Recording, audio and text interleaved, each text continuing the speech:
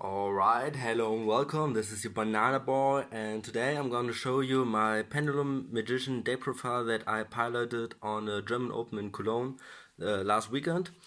Sad thing is, the video only comes today because I got sick after the event and I didn't want to upload the video at that point of time. You may still hear my voice is a little bit cracked, but I hope it will be fine.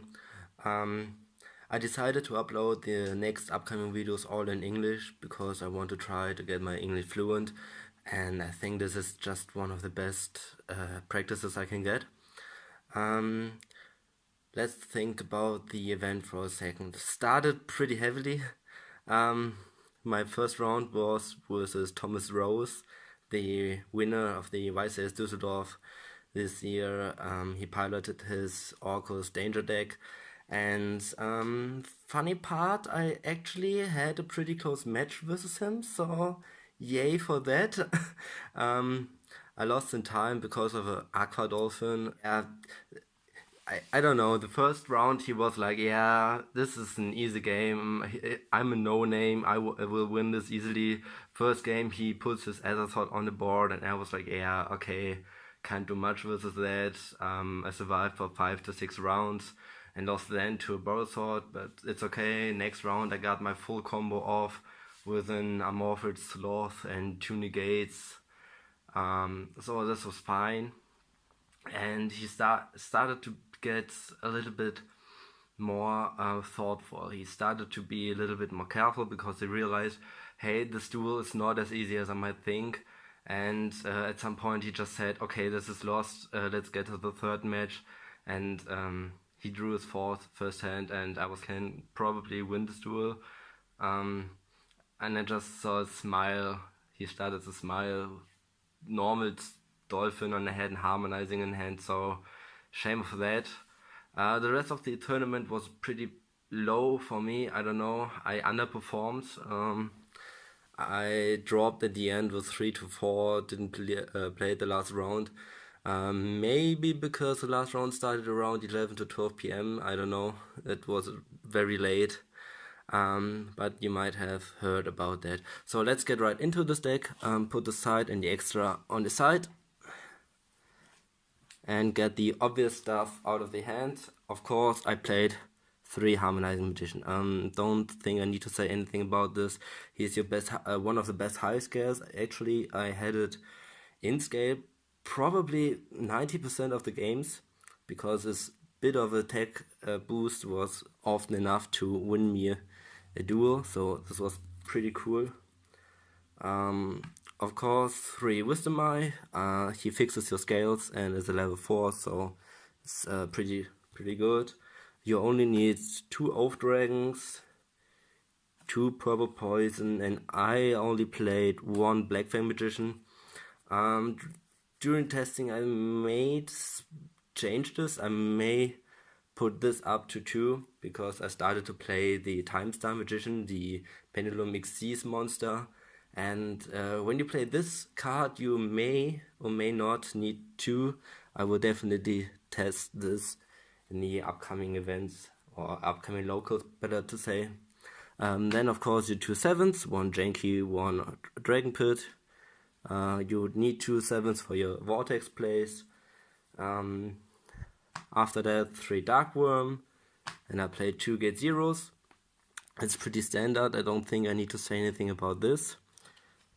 Then of course the Mythical Beats engine, which will be very good when the new structure deck comes out.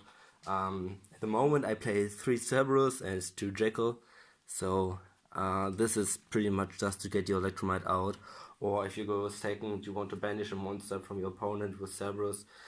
That came up I guess two times and then OTK'd, so why not? Of course you need 3 Chronograph and 1 Time Gazer. It's just another turbo card and a good high scale, both of them. And then one new addition, I started to play the Sloth. I decided against the Goliath because I think Pendulum this is better than to wait for the LP play for the Goliath. And it won me two matches, so definitely will play this again. Then I tried out 3 Apex Avian. I don't know, it's some kind of love and hate relationship with this card.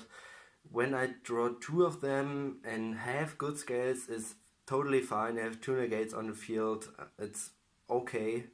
But yeah, sometimes I had to top deck with no cards left in hand, and my opponent destroyed all my scales. Top deck this card, and I just couldn't do anything. So I don't know. I like this and I hate it. Let's see what the future brings. Then I played one Destrudo because I figured I want to have a second target for the Dragon Shrine if I may foolish burial the Dark Worm, and I want to have a second target, but I guess I will take that out because it's a 41 card deck and actually never came up, so I'll definitely drop it. Then I played 3 Portal Desires, you need some draw power, and 3 pen calls, and of course for your Dark One package, 2 Dragon Shrine and 1 Foolish Burial. It's just a very standard Pendulum deck with just the LP and Amorphous Sloth, which is non-standard, but I see some players pick it up, so maybe it will become the way to play this deck. But at the moment I'm not convinced that this is too good. Then to the extra deck, of course you want to have 1 Electromite, then the LP for the Sloth play, and I decided to play Witch for the second target for my Link 2.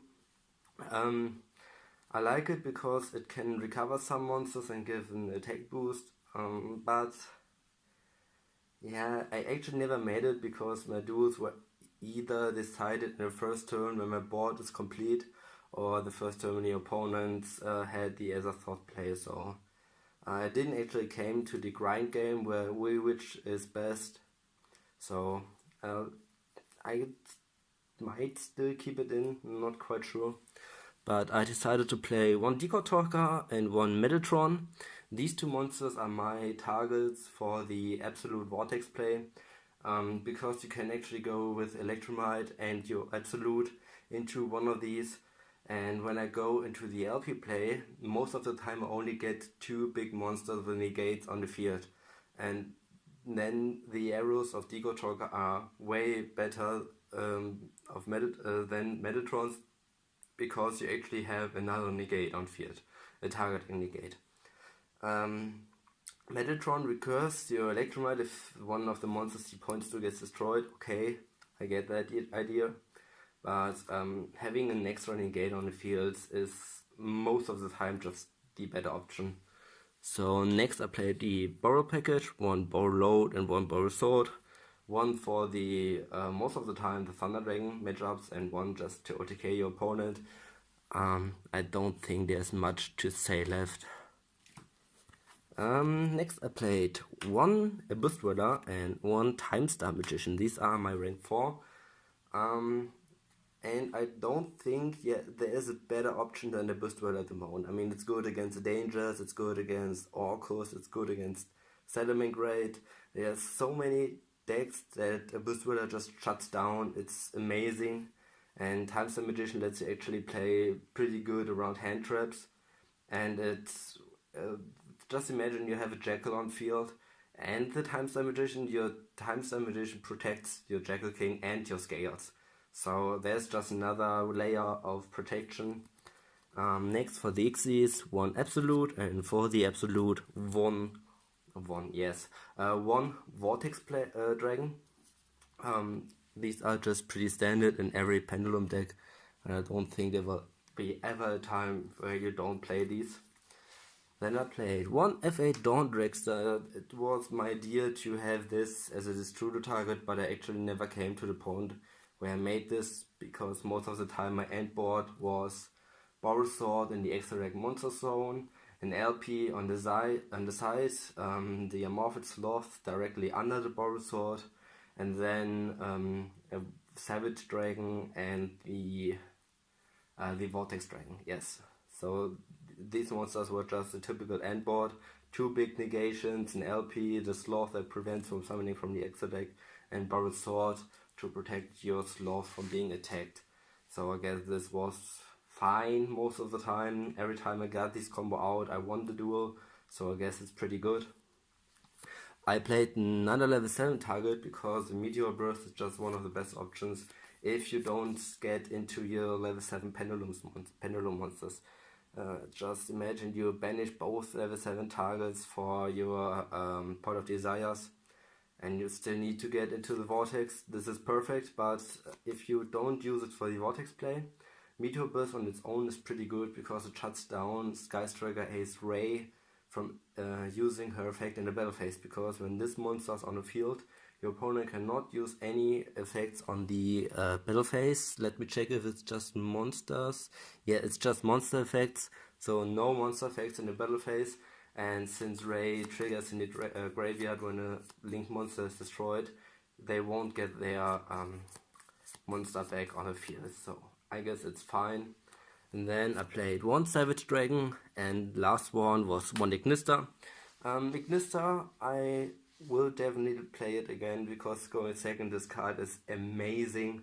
I had so many back row decks that just left just left traps and spell cards in their pendulum zones, and I just destroyed that target and shuffled 1 monster from them into the deck. This was amazing. I will definitely keep it in my deck, and I love this card more than Savage most of the time.